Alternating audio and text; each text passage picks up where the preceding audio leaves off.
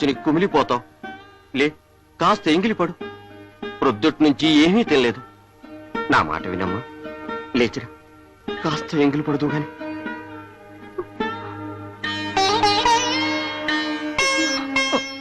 వద్దు డాడీ, నాకు ఆకలిగా లేదు. చనిపోయిన మన సుబ్బు జ్ఞాపకాలు నువ్వింకా మర్చిపోలేకపోతున్నావమ్మా. వాడు దూరమైనందుకు నాకు మాత్రం బాధ లేదా? కానీ ఏం చేస్తాం, పోయిన వాళ్లతో మనం పోలేం కదా. గాయాలైనా బాధలైనా ఆ కాలమే మాన్పుతుందమ్మా. కష్టాలు బాధలు మానవులకే వస్తాయి కదమ్మా. అన్నీ తెలిసిన దానివి, బాగా చదువుకున్న దానివి, నీకు నేను చెప్పాలా అమ్మా? సుబ్బుకు నేనంటే ఎంతో గౌరవం, నువ్వంటే ఎంతో ప్రాణం అమ్మా వాడికి. వాణ్ణి పెంచి పెద్ద చేసి మీ ఇద్దరిని ఒకటిగా చూడాలనుకున్నాను. వాడు నా ఆశలు అడియాసలు చేసి వెళ్ళిపోయాడమ్మా. లేదు డాడీ, మీకు తెలీదు. అసలు సుబ్బు మన నుంచి దూరం అయ్యాడంటే అసలు నేను నమ్మలేకపోతున్నాను. సుబ్బు లేని లోకం నాకు శూన్యం, శూన్యం.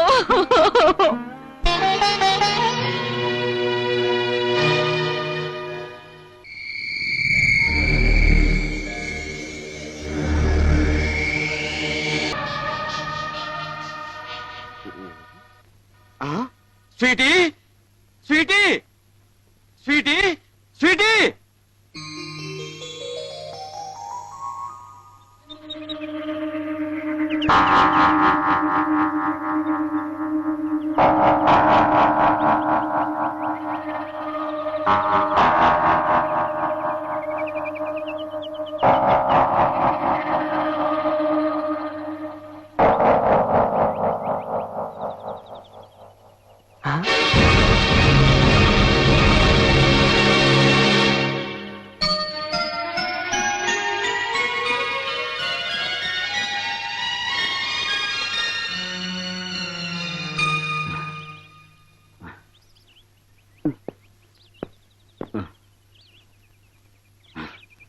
బాబు, మధు, బాబు, ఘోరం జరిగిపోయింది బాబు. ఏంటి అంకుల్, ఏం జరిగింది? స్వీటీ కనిపించడం లేదు బాబు. ఏమిటి, స్వీటీ కనిపించడం లేదా? అవును బాబు, ఇల్లంతా వెతికాను, ఎక్కడా కనిపించలేదు. మరి ఎక్కడికి వెళ్ళినట్టు? అయ్యారు, అయ్యా కిందకి రండి అయ్యా. ఏంటయ్యా, ఏంటి? మీ అమ్మాయి గారు స్పృహ తప్పి శ్మశానంలో పడిపోయారండి అయ్యా. మీరు త్వరగా రండి అయ్యా. పదండి. పద బాబు. అమ్మా, అమ్మా, స్వీటీ ఎలా వచ్చావమ్మా ఇక్కడికి? అమ్మా, మధు, నా కూతురికి ఏమైంది? బాబు, జాగ్రత్తగా తీసుకురండి, నా కూతురు జాగ్రత్తగా తీసుకురండి నాయనా, జాగ్రత్తగా తీసుకురండి. అమ్మా స్వీటీ, ఏంటమ్మా, ఏంటమ్మా ఇది? అమ్మా స్వీటీ, అయ్యయ్యో మధు.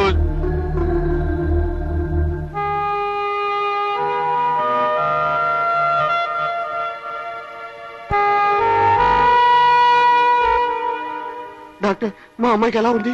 మీ అమ్మాయి ప్రాణానికి ఏం పర్వాలేదండి, డోంట్ వరీ. కానీ కానీ మా అమ్మాయికి ఏమైంది మీరేం డాక్టర్? గాబరా పడకండి. మీ అమ్మాయి స్పృహలో రావడానికి కొంచెం టైం పడుతుంది. రాత్రంతా మంచిగా తరగడం వల్ల, అదిగాక తలకు కొంచెం గాయం కూడా అయింది కదా, అంచేత రెస్ట్ బాగా అవసరం. Don't worry. కానీ మీరు చేయవలసిందా ఏంటంటే, చెప్పండి డాక్టర్, నా కూతురు గురించి నేను ఏం చేయడానికైనా సిద్ధంగా ఉన్నాను డాక్టర్. నా ముద్దుల స్వీటీకి ఏమన్నా జరిగితే నేను తట్టుకోలేను డాక్టర్. డబ్బు ఎంత ఖర్చు అయినా పర్వాలేదు డాక్టర్, ప్లీజ్. చూడండి, నేను కొన్ని మందులు రాసిచ్చాను, ఇవి క్రమం తప్పకుండా వాడండి, తగ్గిపోతుంది. చూడు మిస్టర్. చెప్పండి సార్. చూడు, నువ్వు ఈ అమ్మాయిని కంటికి రెప్పలా కాపాడుకోవాలి. Okay sir. ఎందుకంటే నువ్వు ఎంత బాగా కాపాడుకుంటే అంత ఎర్లీగా కోరుకుంటుంది ఈ అమ్మాయి. సరేనా? నేను వెళ్తాను, మీకేమైనా అవసరం అయితే ఫోన్ చేయండి, నేను మళ్ళీ వస్తాను. ఓకే అలాగే డాక్టర్, అలాగే. నేనేం పాపం చేశాను, నా భగవంతుడు నాకు ఈ శిక్ష విధించాడు. నేనేం పాపం చేశాను బాబు? ఊరుకోండి, ఊరుకోండి. అన్నీ తెలిసిన మీరే ఇలా అయిపోతే ఎలా? త్వరలోనే మన స్వీటీ కోరుకుంటుంది, మళ్ళీ మనందరితో హ్యాపీగా తిరుగుతుంది. కొంచెం కొంచెం ఓపిక పట్టండి. కూర్చో బాబు, కూర్చో.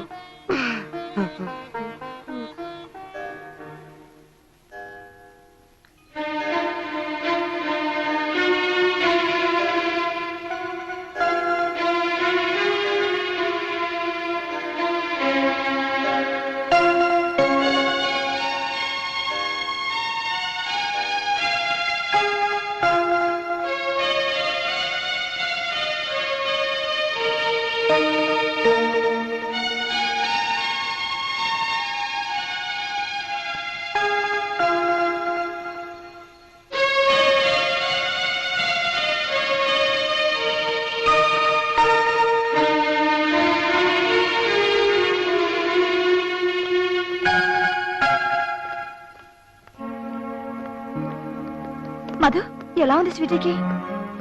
ఏం పర్వాలేదు, అవుట్ ఆఫ్ డేంజర్. కానీ స్పృహలోకి రావడానికి కొంచెం టైం పడుతుందన్నారు డాక్టర్. ఇప్పుడు దాన్ని చూస్తుంటే ఆడుతూ పాడుతూ చలాకీగా ఉండే మన స్వీటీ అయినా అనిపిస్తుంది.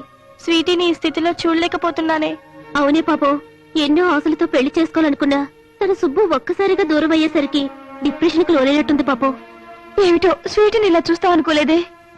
స్వీటీకి మధు చేస్తున్న సేవలు చూస్తుంటే నిజంగా అతను అభినందించకుండా ఉండలేకపోతున్నాం.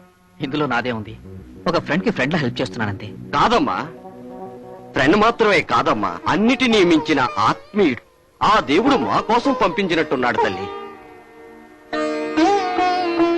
అంకుల్ మళ్ళీ రేపు వచ్చి చూస్తాం.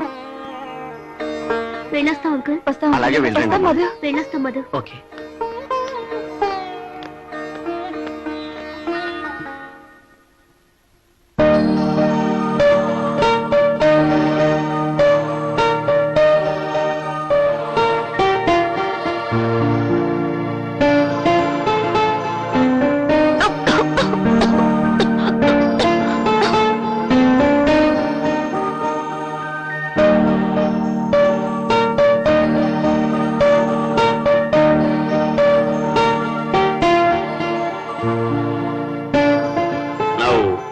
Sweety fine uncle.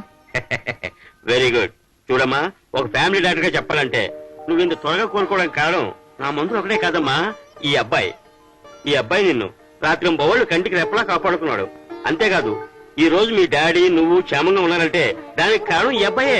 అవును డాక్టర్, పరాయి వాడైనప్పటికీ ఆత్మీయుళ్ళ మమ్మల్ని జాగ్రత్తగా చూసుకున్నాడు. ఇతని రుణాన్ని నేను నా బిడ్డ ఎప్పటికీ తీర్చుకోలేము డాక్టర్.